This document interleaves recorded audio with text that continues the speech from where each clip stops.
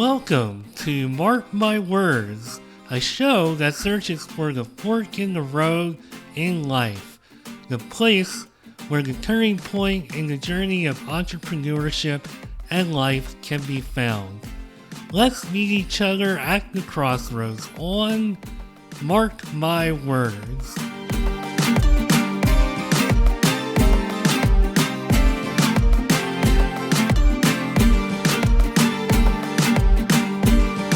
An accessible business is a prosperous business, according to today's guest, Angela Fowler. She's not your typical accessibility consultant. She will not try to pressure your business to invest in accessibility. And she is just basically immersed in accessibility. That is her forte. She is totally blind, and if there's anything I'm saying wrong about that, I hope Angela can fill me in on that. But she is the CEO of Real Life Access, and her whole career has, in some capacity, been around accessibility. And I can't wait to have this conversation. I've listened to some of Angela's appearances on other shows, and she has a lot of really cool and interesting things to say. She's helping a lot of people, and she's on Mark My Words. Angela Fowler, how you doing today? Well, I'm doing well. How are you doing? I'm doing very well. I'm doing very well now that the weather's a little nicer here. It was a little damp and rainy this morning, but we're doing much better down here now. I'm in Florida. I guess I didn't mention that. So I'm doing good. Well, it's finally getting, I'm in California, but I'm in Northern California, so it still gets a little nippy here during the wintertime, but we're finally, we're in March, so that's the tease, right? You think, oh, we just had the time, we just pushed our clocks ahead for no good reason. The weather should be getting warmer, right? Right. Yeah. I mean, it's a total disruption to life, because then you're tired for a day or two and, everything just falls apart, I guess. Maybe not. I don't know. We're keeping it together here and we're going to talk, oh, hopefully a lot. I was going to say a little bit, hopefully a lot about what you've been doing. You've been doing some awesome things. uh, I usually like to start off this show by just going back in the Wayback Machine and just talking a bit about. So I see you majored in psychology and then got into organizational leadership. What might have inspired you to major in psychology way back when? I'm always studying how people work and how people think, and that would come into play later as I'm putting together the philosophy for this business. But I'm just fascinated by by the complicated intricacies of the human condition. And so I went to Sac State, got my BA in psychology from Sac State, and then I found myself not having anything better to do, so I took an online master's in organizational leadership from Colorado State University, their global campus. Wow. No, that's really cool. As I get older and I get more into talking, like doing this podcast and doing other forms of talking online, I almost kind of wish that I had majored in psychology or sociology a little more. I think the experiences that I've had combined with an actual background in something like that probably would have served me very well. But I had other interests in mind. I'm really into media and all that kind of stuff.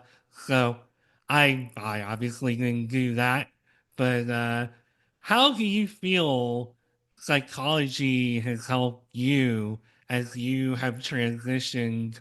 Because it looks to me like it was like a pretty short transition into accessibility and helping others who are, just visually impaired. Uh, just tell the story a little bit of how you decided to get into and help people. Well, you have to understand where people are coming from, right? You have to understand why people are doing the things that they do.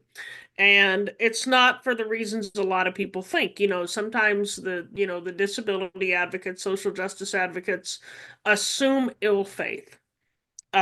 It's easy when something is inaccessible to say, "Oh, this business is discriminating against us." And maybe from a technical legal definition, yeah, okay, you can make that argument. But um, by a human to human definition, you can't say that. It's not fair to say that. You don't know the other person's heart and you don't know the other person's mind. It could be they're just ignorant about accessibility. Um, it could be that they've been threatened with lawsuits so many times that they kind of bury their head in the sand.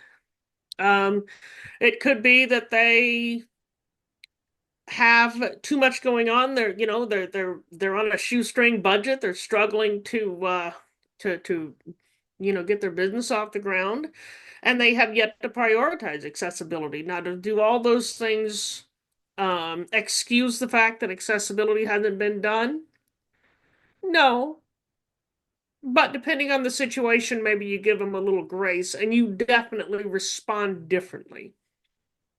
I definitely think that technology has been a game changer as far as accessibility. I mean, I look back 30, 40 years ago, and, I'll certainly let you rebuff whatever I'm about to say here, but I really feel like there's a lot more just overall focus on, things being more accessible to a lot of different forms of disability. So I really appreciate the role that technology has played. Do you feel the same way in that regard? Yes, no. Because if you think back, like you said, 30 years, we're looking at that point, we're looking at 1995, right? Right. The internet wasn't as ubiquitous as it is now. Um, so, as you're completing, um, you know, that time, 1995, my goodness, I was going through school at the time. So, I was still doing a lot of research just, at the library and having things read to me, you know. Whereas these days I can just look something up and, the hardest part is figuring out which sources are legitimate and which aren't. You know, there should be no need for printed documents anymore. We have the technology, in most cases, we have the technology to make printed documents superfluous. We don't always do that, but we have the technology to do it. Um, Now, the problem comes in when developers try to make things too complicated. Right. You No, know, you then, oh, I'll let you continue. Sorry. try to add a bunch of fancy bells, appliances. So take the appliances, for example. Appliances were a lot more accessible back in the day because they were analog. You had knobs and buttons. When you wanted your microwave to start, you turned a knob. It started. When you wanted it to stop, you turned it off. When you wanted your washing machine to start, you turned the dial and, pushed it in or, pulled it out. I can't remember which one. Anyway, so, in some ways, yeah, and in some ways we've really outsmarted ourselves as far as technology goes. There's a movement now to bring back knobs and buttons. I love it. Wow, that's interesting. And I mean, that lines up with some other things from the distant past. Like a lot of people prefer to listen to their music on a record rather than digitally because people are seeing the value in analog sound versus digital. And it's just amazing, you as just living day to day, you think that everything is getting sleeker and better, but there are definitely some things of the past that have gone away that are still very useful, and you just outlined that right here. Yeah, I mean, as far as music goes, I'm an Apple Music girl.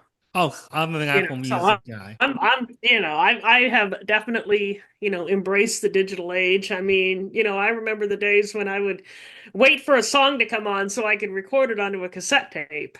Um, now I can search for it and play whatever I want. Yeah, and I mean, again, it just speaks to how amazing, just some things change for the better. Some things, we miss. Uh, I'm not really sure where I'm going with that. So why don't I just ask you? So you say 25% of people have a disability. And I know the second part of the question that's written here is I heard it was much less. That's actually not something I've heard. So I So, know for me, as somebody who has a cleft lip and palate, they say one in like 700 people, but I have barely ever met anybody who's had my issue. So it's interesting that you say 25%, or they say 25%. Maybe speak to that a little bit. I'm certainly not disagreeing with you. I actually think it's more, but well, according to some recent census data, if you believe the methodology they used, it actually is more. They had it as closer to 30%. But that's the infuriating thing about statistics, right? It's that every statistic is gotten to a little differently. Um, the statistics that you hear that are less than 25%, the government statistics, oftentimes don't count seniors, right. which makes absolutely no sense, right? For one thing, the senior population, as you get older, you're more likely to have a disability. That's just the way things are. And seniors, when it comes to figuring out, the economic impact of accessibility, seniors collectively, and I say collectively because somebody's gonna come back with, oh, but I know this person who's on a fixed income. No, I'm saying collectively have the most assets of any generation. Wow. Um, so, to not count them, you're really doing yourself a disservice as a business when you don't count or take into account seniors. I totally agree with you, and I think that's a ignored demographic in society in general. So I feel you just coming on here and talking about that a little bit makes a big difference because I definitely think that seniors also deserve more attention as far as like accessibility and their needs as well. Well, and we talked about appliances and how complicated they've gotten, and just how many features they come with that, you know, really, folks, do we really need 200 settings on our microwave? Is this really necessary? As far as I'm concerned, a microwave only needs two functions. No, three functions. Start, stop, and open the door. It does not need anything else. Well, But you need to make it hot, so you gotta maybe like a fourth and a fifth so we can lower that's it. what the start function is. Oh, okay. All right, we can do It, that. it causes the microwave to start microwaving. Okay. And then when you judge that enough time has passed that your food is cooked, you hit stop to get the microwave to stop microwaving. Gotcha. No, okay. I'm thinking more of a regular traditional oven. No, microwave. I'm gonna start a movement. It's called masa. Make appliances simple again. I But love it. taking it back to seniors, think about technology. Think about a website. Think about a piece of software. Um, when that website or piece of software is not intuitive, if it's too complex, if you can't find what you're looking for, statistically speaking, and this is where somebody, again, somebody hits you with the exception that proves the rule. Statistically speaking, seniors tend to be a little bit less tech savvy than younger folks. So they're gonna if they can't find what they're looking for on your website, they're gonna give up. You're gonna lose them as customers. Totally agree with you. And I can appreciate that. I mean, for as much as you would like to expect everybody to stay up on technology and stay up on the times, it's actually not realistic. I mean, as we get older, and I think I'm pretty tech savvy and very interested in technology, but I'm getting a little older. I'm in my mid 40s at this point, and Mhm. I see it with myself. I'm like, dang it, I want to still be cutting edge and interested in everything, but I'm just not quite as interested as I used to be. It happens, and then there's so many things change. Society changes so much now that I'm like trying to live my life in addition to Exactly. keeping up, and it can get a little challenging to do. Well, technology becomes a means to an end. When you're younger, the point is to figure out technology. And I think a lot of younger people pride themselves on just how tech savvy they are, especially since it gives them, they're one up on their parents, right? Right. Um, but as you get older, technology really does become a means to an end. Your goal is not to figure out your website, the website. Your goal is to get done whatever the heck you came on the website to get done in the first place. Um, so you're not as likely to sit down and learn a new technology that you're not going to use regularly, you know?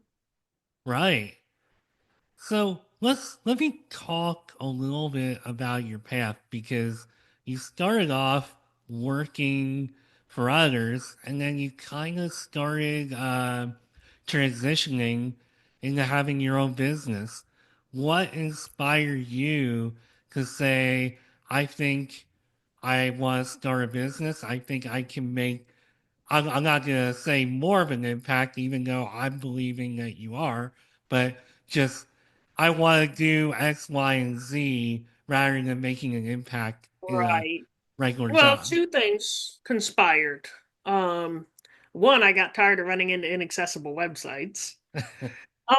And I wanted to be a part of the solution. Believe it or not, calling up and yelling at customer service representatives who probably don't even work for the company who owns the website, that is not helpful. That accomplishes nothing.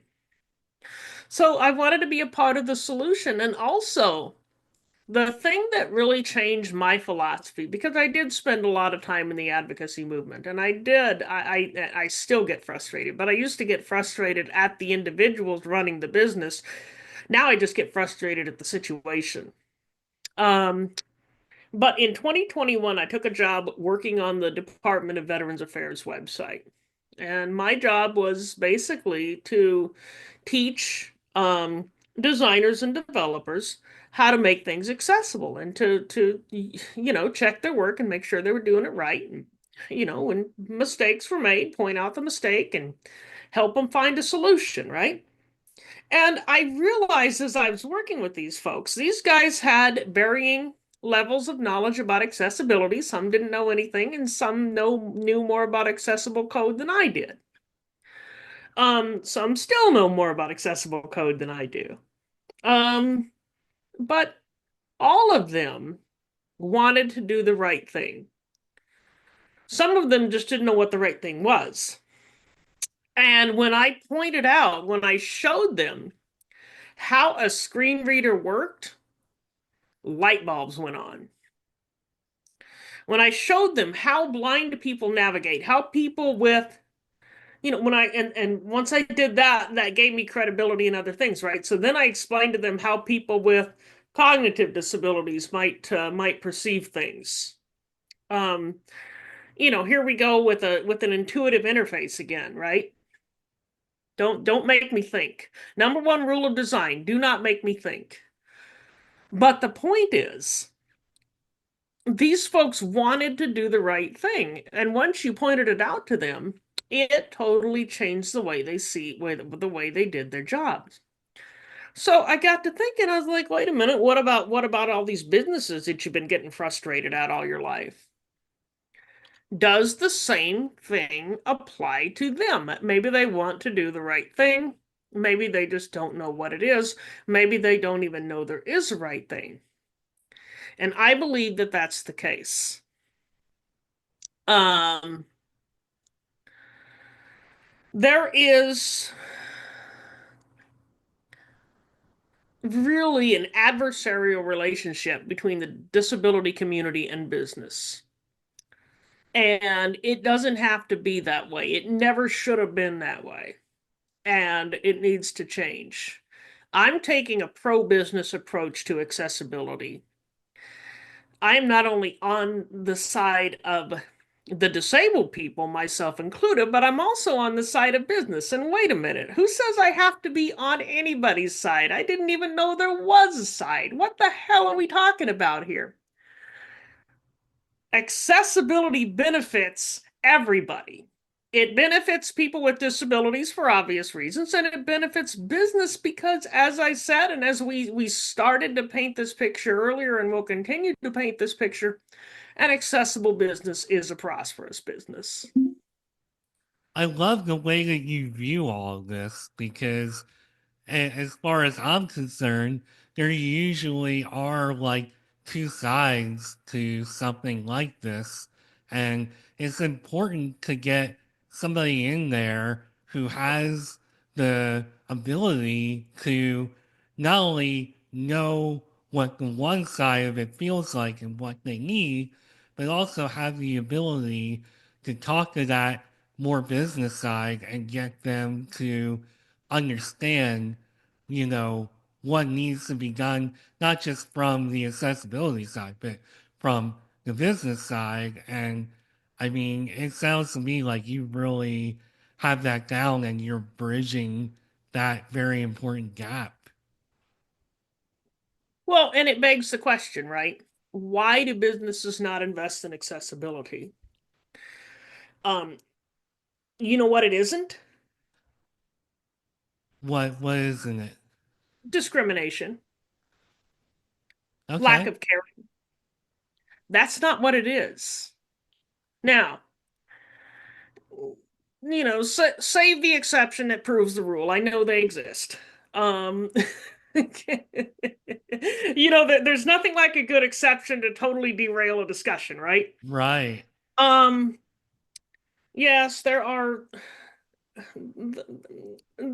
jerk faces out there, but the great majority of people don't invest in accessibility for a number of reasons. One of those reasons is fear of change. Um, One of those reasons is simple ignorance. If you don't know the benefits of something, how the heck can anybody expect you to do it? And one of which is not resistance to disability, but resistance to being told what to do. And let me drill down into that.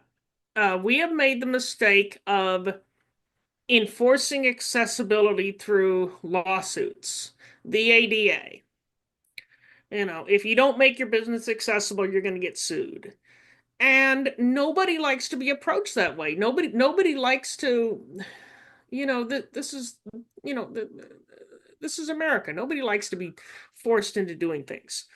So, what ends up happening is, I don't know if you have kids or not, but I remember when my son was a baby and I tried to feed him something he didn't like, Mm-hmm. and instead of swallowing it or spitting it out, he'd like, take his tongue and move it, between inside his cheek So, the little chipmunk cheek kept, get Right. pooched out and, eventually like, all right, buddy, spit it out. And then half the meal comes out So you because said he gets, something in there that is really important to me, and I'm gonna step, I think, away from accessibility for a minute because as somebody who was born, cleft lip and palate, I don't always know. Like, I can't really, 100% for sure tell if people are, discriminating against me or treating me differently. And I feel like a lot of people are very, passive aggressive with how they hmm treat me in that way. And I, for one, when you talk about, lawsuits, I mean, my work career, while it's been fun and interesting and I've gotten to experience things that I dreamed of, but hmm it has not come easy. I've had a lot of experiences where, yeah, I felt the people I was working with or even the management I was working with was treating me differently.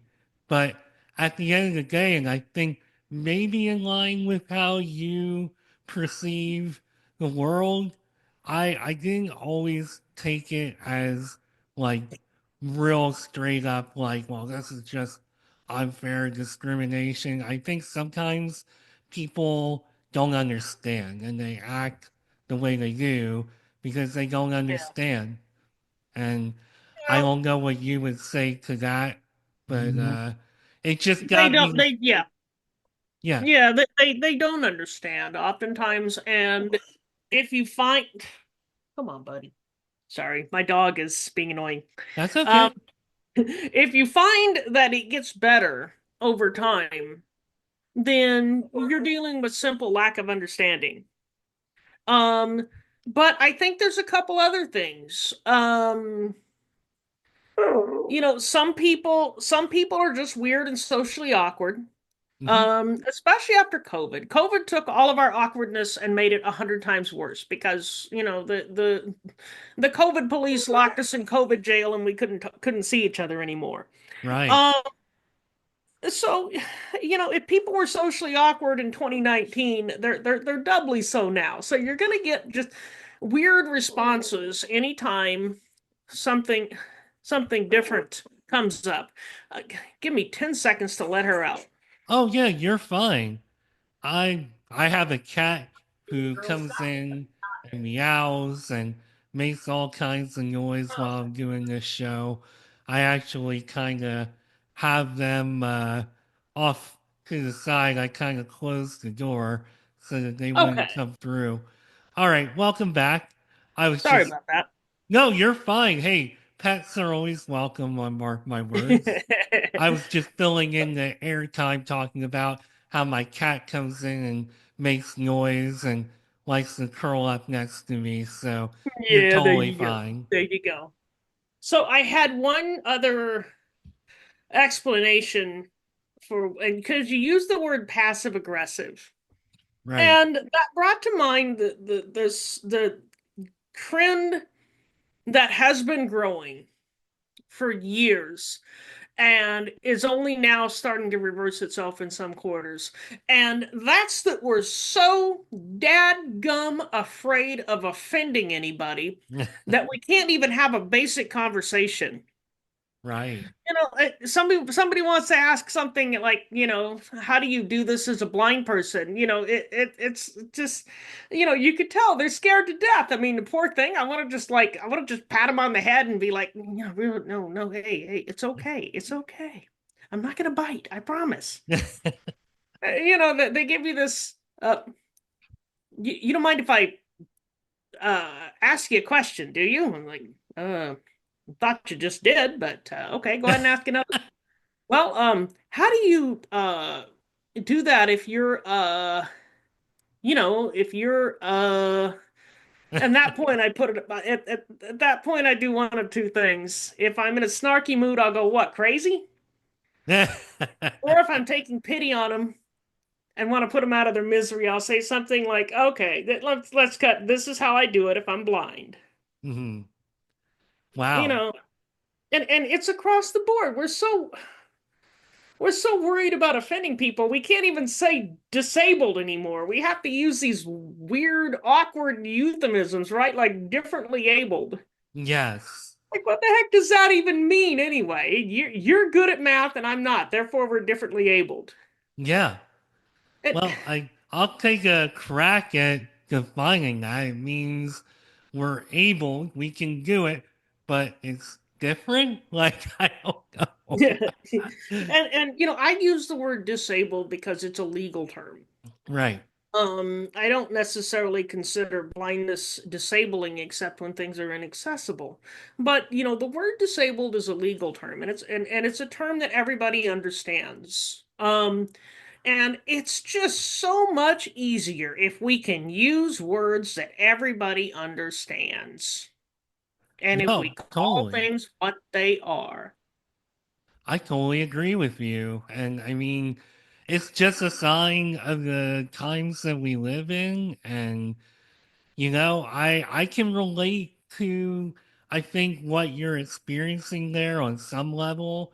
Like, I just started using TikTok and I've started like going live and, just doing a podcast. And I know that my voice is a little nasally, it's a little bit different. But I mean, everybody's voice is a little different when you really think Yeah. about it.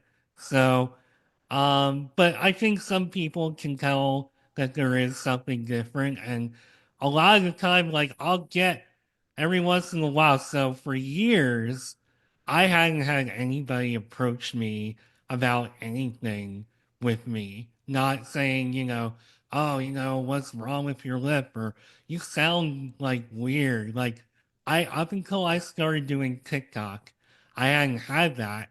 And I think it's because people are, they feel a little more safe. It's like, well, if this person Keyboard like gets warriors. upset or whatever, I can just bail on this and, see ya. I don't have to deal. So it's been weird to get some of those questions, and I just tackle it in very much the same way that you try to every day. And I think some people they're just not used to things that are different, They're just They're used to not. life being life, and all of a sudden somebody like you or I comes into the picture and it's like, how, what do I do? You don't have to do anything different. We're fine. We'll survive. Well, and when you think about it, a lot of people that have disabilities that aren't obvious disabilities Hmm. don't, they, nobody wants to be different. Everybody wants to fit in, right? Well, most people. Um, Unless you're like me and realize you don't give a darn. Um, but it's, we're herd animals. Hmm. Human beings. So, people try to blend in as much as possible. And in so doing, they minimize the impact of their disability. They minimize the I should say the visible impact. Um, that's why oftentimes people with cognitive disabilities that yeah, you got a cognitive disability, but it isn't obvious. It doesn't really you know you can compensate for it. That they don't necessarily disclose it. Right. Uh, that's why people with low vision don't use a cane. And sometimes they put their safety at risk because they're not comfortable being different. So it's really, the square peg and round hole phenomenon, right? People just, well, it's human nature. Yeah, and I guess that's where I'm a little different and maybe a little crazy because I've been me my whole life. I've had these issues. I've worked through them. I've taken all of the teasing, the passive aggressive treatment, the exclusion. I've been through pretty much everything. So for me to do a podcast and to put myself out in the world like this, it's not really that intimidating. And that's why I do what I do, especially with TikTok, because there are people out there who don't have the disability that I have. And I want them to understand that, they don't, they're getting in their own way of accomplishing whatever dreams or goals they might Hmm. have that they're not pursuing.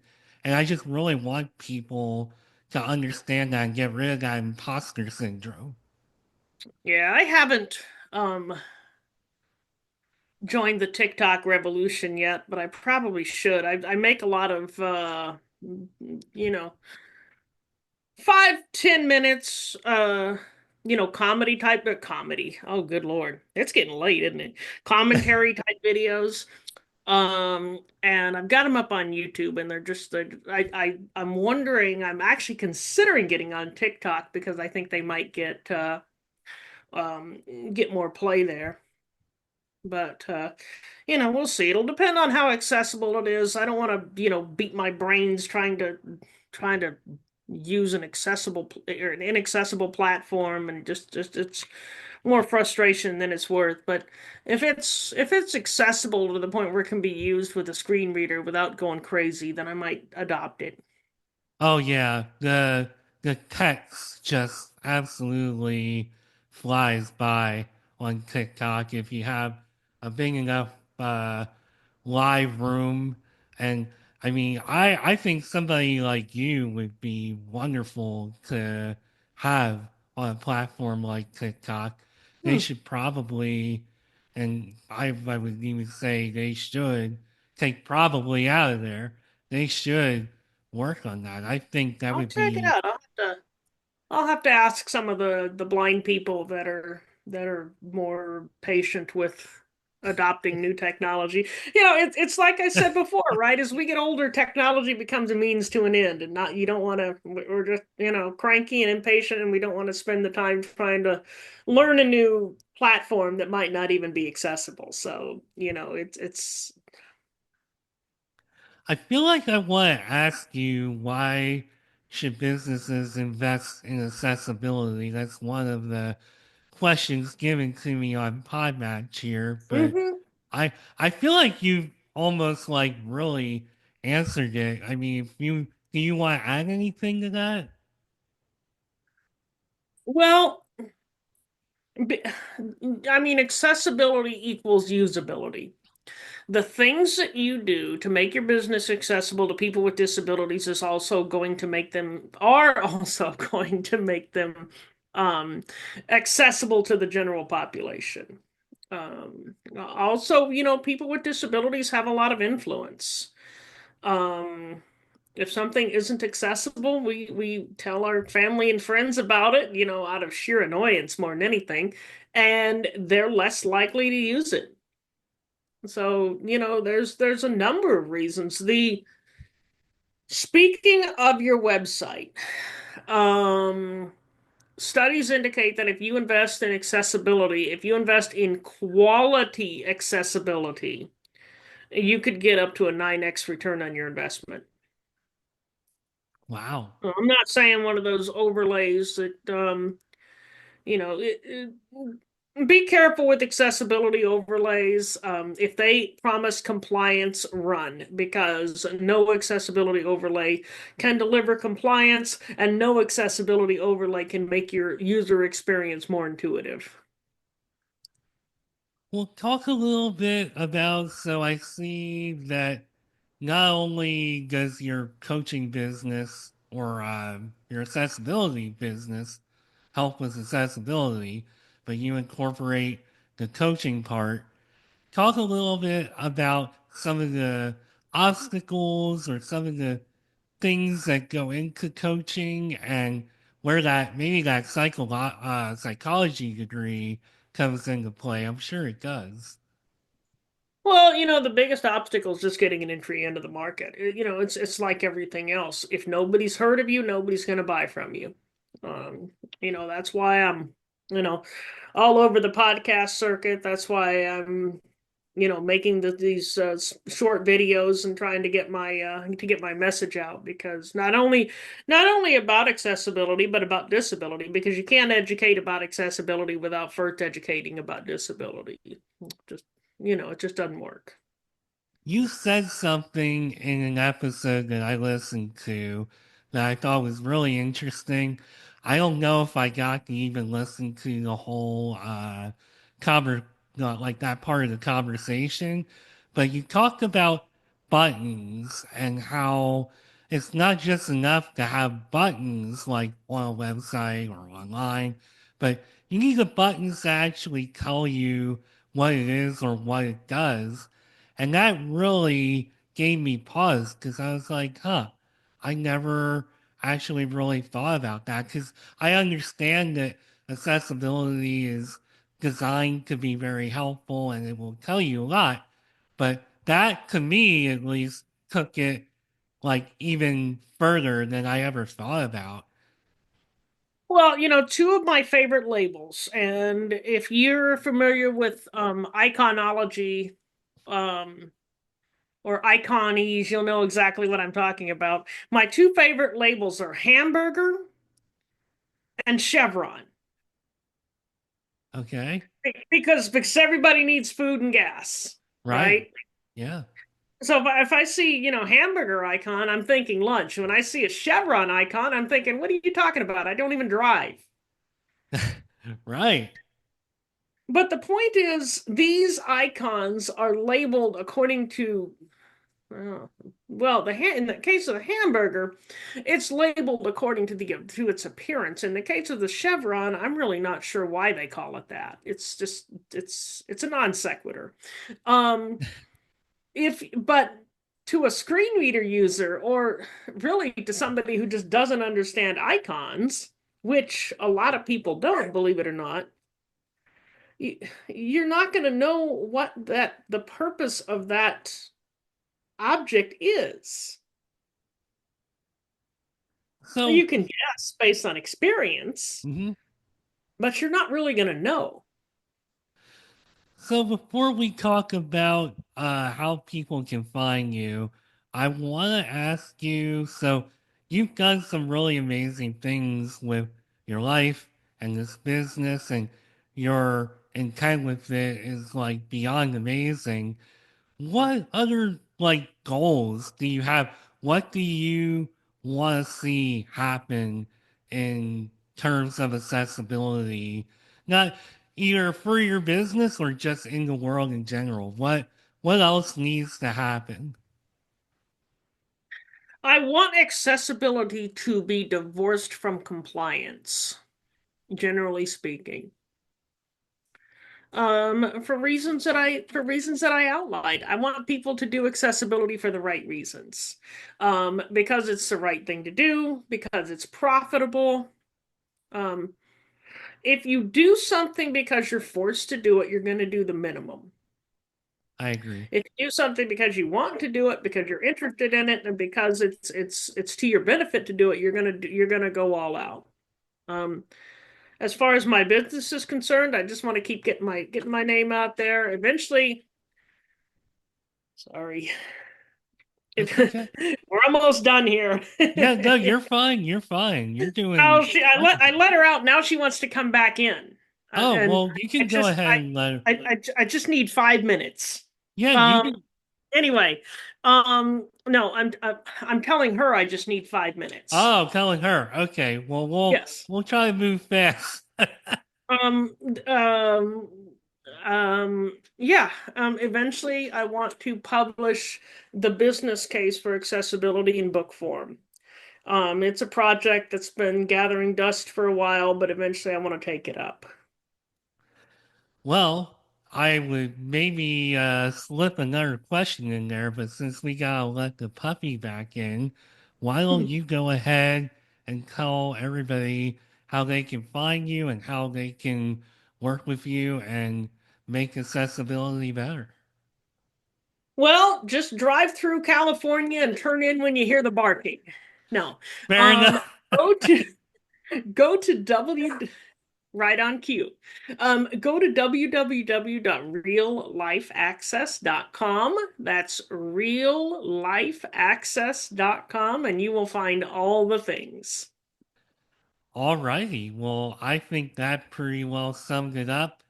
Angela Fowler, you're a real inspiration. I love how you approach life, and I admire everything you've done. You just keep being you, keep doing what you're doing because you're doing wonderful things. And I thank you for being on my podcast. And, if you're able to, and especially if we can get TikTok to make it more accessible, which I hope we can, uh, you know, get yourself out there. You're Yeah. amazing. You're super smart. And we need to hear more from you. Well, thank you, and thank you for giving me thank you for giving me and the puppy dog an opportunity to come onto the podcast. Um, Absolutely. And puppy puppy puppy dog says thank you too, as you can hear. it was my pleasure. And so that we can let your puppy back in. Again, this was Angela Fowler. She's the CEO and accessibility coach of Real Life Access. I'm Mark Schmidt, the host of Mark My Words. Thanks for listening and thanks for being here. I'll see you soon. Bye.